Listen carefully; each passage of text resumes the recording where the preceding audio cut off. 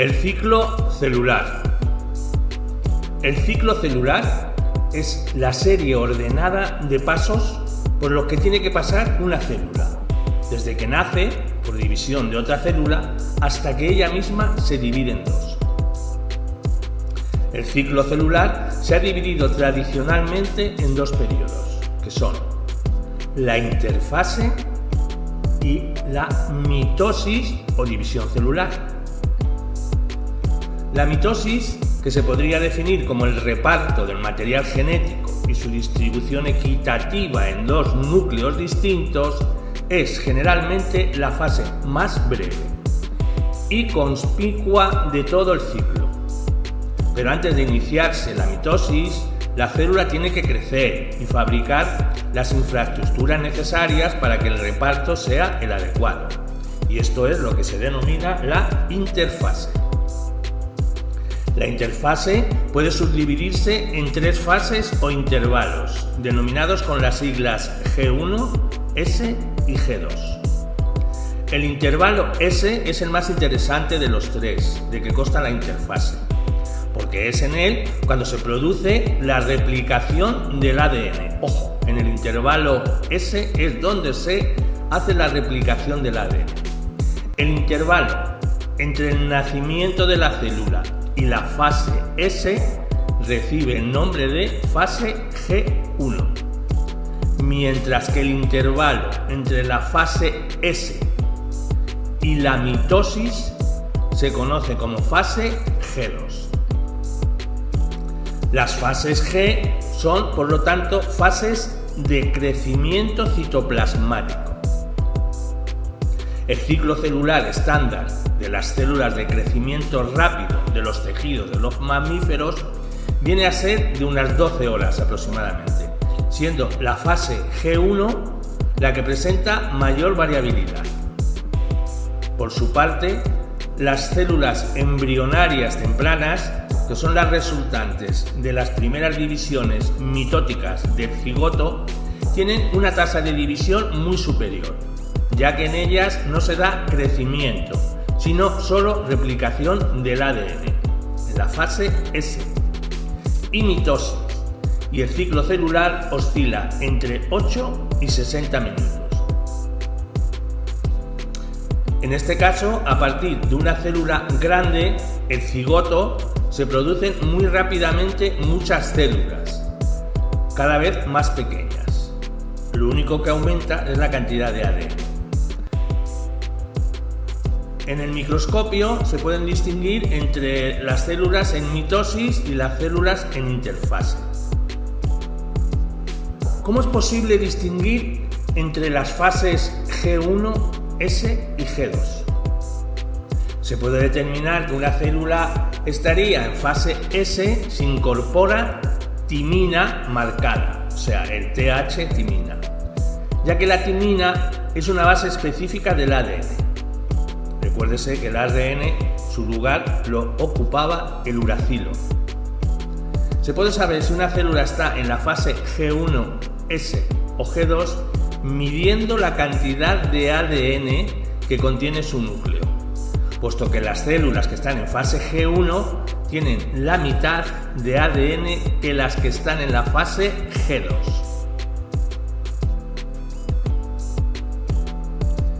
Mientras que aquellas que están en la fase S contienen algo más que las primeras y algo menos que las segundas.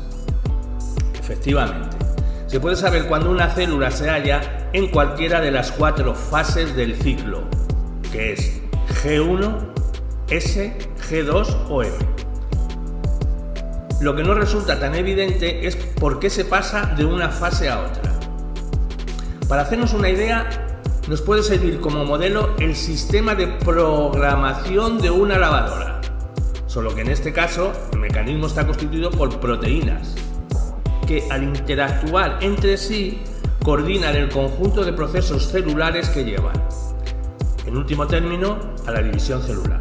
El sentido de la vida de las células es reproducirse o lograr que se reproduzcan los organismos de los que forman parte. La regulación del proceso requiere información actualizada de los aspectos o factores esenciales para que la reproducción sea exitosa. ¿Cuándo iniciar la replicación del ADN? Cuando la célula es lo suficientemente grande y el ambiente es favorable. Podemos hacernos otra pregunta. ¿Cuándo se inicia la mitosis? La mitosis se inicia cuando se ha replicado todo el ADN y el ambiente sigue siendo favorable. Y otra pregunta que nos podríamos hacer es, ¿cuándo se inicia la metafase? La metafase se inicia cuando los cromosomas están correctamente emparejados y alineados. Los modernos sistemas electrónicos han hecho de este tipo de sistemas de regulación, del tipo de los de las lavadoras, algo muy cotidiano. Sin embargo, las células llevan sirviéndose de estos sistemas de autorregulación toda la vida, y se trata de un sistema basado en las únicas herramientas con las que cuentan las células, que son las proteínas. Se ha logrado comprobar la existencia de dos familias de proteínas, una conocida como proteínquinasas, dependientes de ciclina, con el símbolo UDC, y la otra llamada ciclinas, especializada en la activación de proteínas enzimáticas. Las ciclinas que activan las QDC son de dos tipos. Unas para la iniciación de la fase S, ciclinas G1, y otras para la iniciación de la mitosis, que serían las ciclinas M. El complejo formado por las QDC y la ciclina M recibe el nombre genérico de factor promotor de la mitosis, sus siglas FPM. Factor promotor de la mitosis. Si a los organismos unicelulares les basta con los sistemas de regulación que hemos descrito, puesto que la selección natural favorece a aquellos individuos que, sobreviviendo en circunstancias adversas, se reproducen más deprisa y por tanto el único factor limitante de la reproducción es la disponibilidad de nutrientes, en las especies pluricelulares la selección natural no actúa sobre la célula individual, sino sobre el organismo como un todo, donde cada célula es un servidor del organismo en su lucha, la del organismo, por la supervivencia. Esta lucha es por la supervivencia y la reproducción, de tal manera que cada célula debe restringir su crecimiento y proliferación a las necesidades del organismo al que pertenece. En un organismo pluricelular, adulto y sano, los nutrientes celulares son abundantes y están disponibles, por lo que tiene que haber algún sistema que restrinja la reproducción celular en circunstancias en las que las bacterias, por ejemplo, se reproducirían sin parar. Tiene que haber algo que las sujete, que las pare. ¿Por qué es esto así? Hay que distinguir entre crecimiento y reproducción, y sobre todo hay que reconocer que existe una interdependencia vital muy estrecha entre las células de un organismo pluricelular. Se ha comprobado que el crecimiento y la proliferación celular en los organismos pluricelulares depende más de la presencia de factores de crecimiento que de la presencia de nutrientes.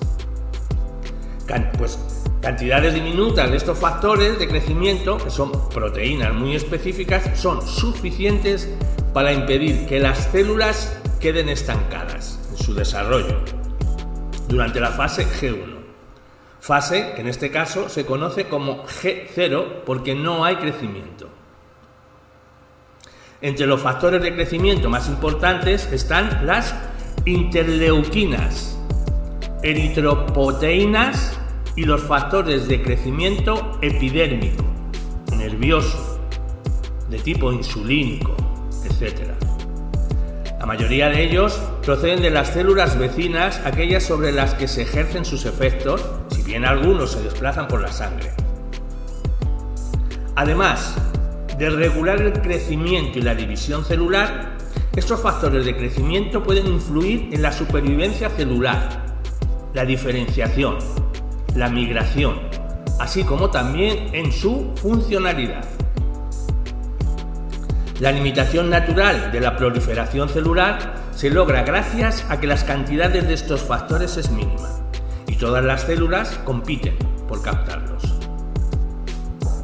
El efecto de los factores de crecimiento se ejerce en último extremo a través de la regulación de la transcripción de genes que codifican proteínas reguladoras, los genes de expresión rápida, y genes de expresión retardada, cuya expresión parece depender de la presencia de proteínas reguladoras.